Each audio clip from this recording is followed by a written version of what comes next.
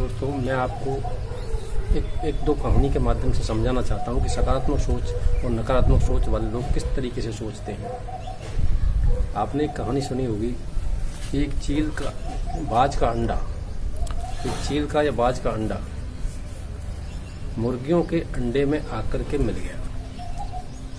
तो जब उसमें से बच्चा निकला तो वो मुर्गियों के साथ ही खेलने कूदने लगा, बड़ा होने लगा। उसके अंदर मुर्गियों के संस्कार डलने लगे। जब वो धीरे धीरे बड़ा हुआ तो भले वो आकार में मुर्गियों से बड़ा था, लेकिन उसकी सोच बिल्कुल बदल चुकी थी।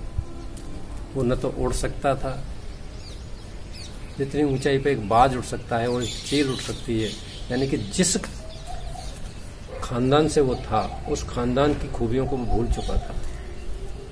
वो सिर्फ मुर्गियों जैसी एक्टिविटी करता था, मुर्गियों जैसे बोलता था, मुर्गियों जैसे चलता था। एक बार जब बाज का झुंड वहां से गुजर रहा था तो उन्होंने देखा कि ये तो हमारी प्रजाति का है। उन्होंने उसको आवाज लगाई तो उसने ऊपर को देखा कि हाँ, मैं तो इनके जैसा हूं। तो वो एकदम से कोशिश की उसने उड़ने की और वो उड़ गया। और जैसे ही वो ऊपर उड़ गया तो उसको पता लगा कि उसकी क्षमताएं तो असीमित हैं। तो मित्रों, कभी कभी हम जैसे माहौल में रहते हैं वैसी हमारी सोच बन जाती है, जबकि हमारे अंदर असीमित क्षमताएं हैं। इसी प्रकार मैं एक दूसरा एग्जाम्पल आपको देता हूँ।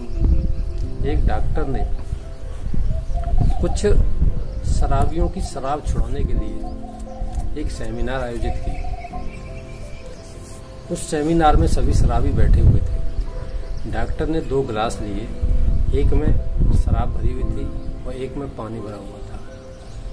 उस पानी वाले गिलास में उसने एक केंचुआ डाला तो वो केंचुआ आराम से तैरने लगा, मस्ती से उसमें घूमने लगा। दूसरे गिलास में जो शराब थी उसमें जब केंचुआ डाला तो थोड़ी ही देर में उस केंचुए के टुकड़े टुकड़े हुए। जब ये बात डॉक्टर ने उन शराबियों को बताई और दिखाई और उनसे पूछा कि तुम्हें क्या लगा, तो एक शराबी जो पीछे बैठा हुआ था उसने कहा कि डॉक्टर साहब, इससे हमें ये लगा कि शराब पीने से पेट के सारे कीड़े मर जाते हैं। तो क्या डॉक्टर का समझाने का ये अर्थ था? नहीं।